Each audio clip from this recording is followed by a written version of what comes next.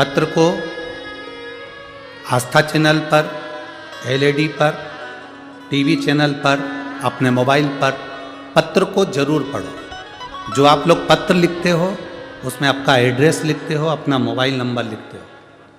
पत्र लिखने वाले आप हो, पत्र में लिखावट आपकी है, पढ़ने वाले हम हैं।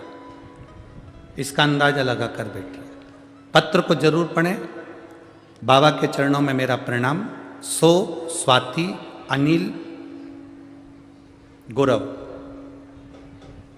मैं पंढरपुर से 7 किलोमीटर दूर पर कोरटी गांव में रहती हूँ। कहीं बैठी हो तो हाथ हिला सकती हैं। सो स्वाति अनिल गौरव। मैं पंढरपुर से 7 किलोमीटर दूर पर कोरटी गांव में रहती हूँ। मेरे गांव में स्वयंभू भोले बाबा का प्राचीन मंदिर भी है और हम मंदिर की सेवा में लगे रहते हैं। मेरा मोबाइल नंबर ये है। कहीं बैठी हो तो हाथ हिला सकती हैं। दिख गई? बच्चा लाई है साथ में? लाई है? लिया। अगर बच्चा लाई हो साथ में तो लिया। मेरी शादी को 26 साल हो गए थे।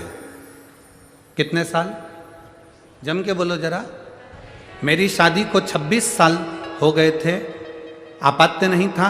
एक बार भी मेरे यहाँ गर्भ नहीं ठहरा, संतान नहीं हुआ। आस्था चैनल पर शिव महापुराण की कथा लगाती है। मेरी सहेली रोज आस्था चैनल पर शिव महापुराण की कथा लगाती है, कथा सुनती है। वो कहती है तुम भी सुनो। पंडाल में महाराज जी कथा सुनाते हैं, लेकिन मैंने मेरी सहेली से कहा कि कथा सुनकर क्या संतान पैदा हो सकती है? क्या कथा सुनने से क्या औलाद हो जाती है? अगर ऐसा होता तो दुनिया में लोग केवल कथा ही सुनते रहते। इसमें एक लाइन इन्होंने पीछे जो लिखी है, वो लाइन को जरूर पढ़ना आप। मैं उसको पत्र को तो पढ़ूंगा, पर इस लाइन को जरूर पढ़ो।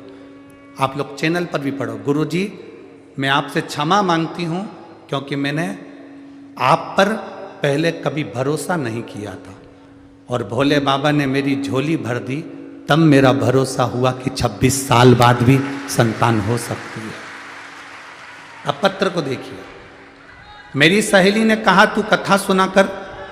मैंने अपनी सहेली से कहा क्या कथा सुनने से औलाद पैदा होती है, संतान होती है?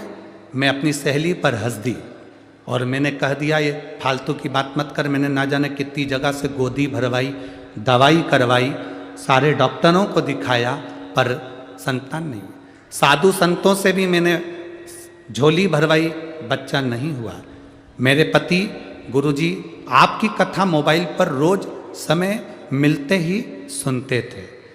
मेरे पति ने मुझसे कहा तू एक बार दिल लगाकर मेरे साथ जोड़े पर बैठकर, जोड़े से टीवी के सामने बैठ और कथा सुन। मैंने अपने पति से कहा जब इतने बड़े बड़े महाराज कुछ नहीं कर पाए, उनका प्रसाद भी कुछ नहीं कर पाया, तो क्या शिव पुराण की कथा कुछ कर देगी? मैं नहीं मानती ये सब चीज़ें। मैंने नहीं माना। फिर भी मेरे पति ने जिद पकड़ी और कहा चल शंकर जी के मंदिर चलते हैं। सफेद आंकड़े की जड़ ली, तुमरुकेश्वर महादेव का नाम लेकर पत्नी के कमर पर, मेरे कमर पर बंधवाई। तब मेरे कमर पर जब जड़ बंधी तो हम पति पत्नी ने दोनों ने बैठकर कथा को श्रवण किया। मैं बाबा का क्या वर्णन करूं गुरुदेव। शिव शिव है, आपकी कथा नहीं, स्वयं शंकर की वाणी है। गुरुदेव बाबा की कृपा हुई।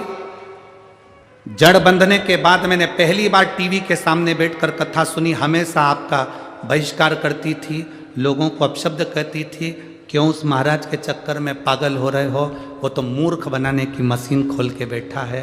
पर गुरुदेव आज मैं क्षमा चाहती हूँ। 26 साल के बाद मुझे बाबा ने संतान दे दी। मैं यहाँ प्रणाम करने के लिए आई हूँ, बाबा को धन्यवाद देने के लिए आई हूँ। गुरुदेव सारे द्वार घूम लिए, पर शिव का द्वार जैसा कोई द्वार नहीं। आज पंढरपुर की भूमि बाबा के आने से धन्य हो गई। मैं प्रणाम करती हूँ। मेरे बच्चे को आशीर्वाद दीजिए। शिव तत्व